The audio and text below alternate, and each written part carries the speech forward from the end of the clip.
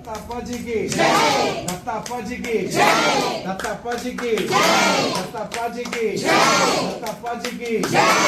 ఇది స్వామీజీ వారు అమ్మకి నాయనకి వాళ్ళు చేసిన సేవకి అనుగ్రహించారు. ఇప్పుడు అర్థమవుతుందా మనం అందరం ఎందుకు చేరుకున్నాం బయటికి?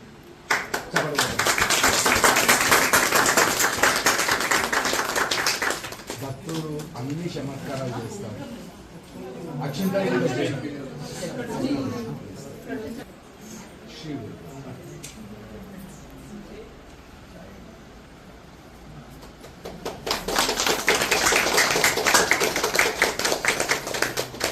అందరూ కూడా ఈరోజు మనకి జయనామ గుణ సంకీర్తనకి ఇక్కడ చేరుకోవటము అనేది స్వామీజీ సంకల్పం. అన్నయ్య ఎందుకు వచ్చాడు అనేది ఇది స్వామీజీ చెప్తేనే వస్తాడు. ఇది వాళ్ళ పొద్దున్న అక్కడ భజన ఉండే మర్చిపోయాను. సునీల్ అన్నయ్య మాట కూడా ఇచ్చి అయితే అన్నయ్య మళ్ళీ అమ్మ అడుగుతుందంటే అమ్మ అంటే నాకు కూడా మా అమ్మ గుర్తు వచ్చింది. ఆ తల్లికి ఇప్పుడు కావాల్సింది ఇదే, ఆరోగ్యము సంతోషం. అట్లాగే ఇల్లంతా సెట్ కావాలంటే స్వామీజీ ఒకసారి భజన చేయాలనుకున్నాడు, అందుకే వచ్చాడు. అందరూ సపోర్ట్.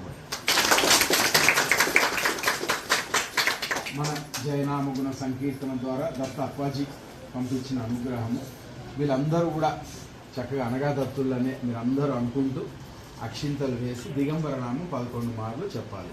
అలాగే అన్నయ్య ఏం చేసినాడంటే ఒక్కొక్కళ్ళకి ఈ షర్ట్ పీస్ అప్పాజీ పంపించారు. ఇది ముగ్గురికి వస్తుంది.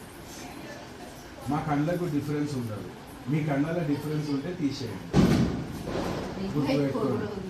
ఇంకా ఉంటుంది కాబట్టి మన పిల్లలకు కూడా వచ్చిన వాళ్ళకి కుట్టించుకోవాలి, మర్చిపోవాలి.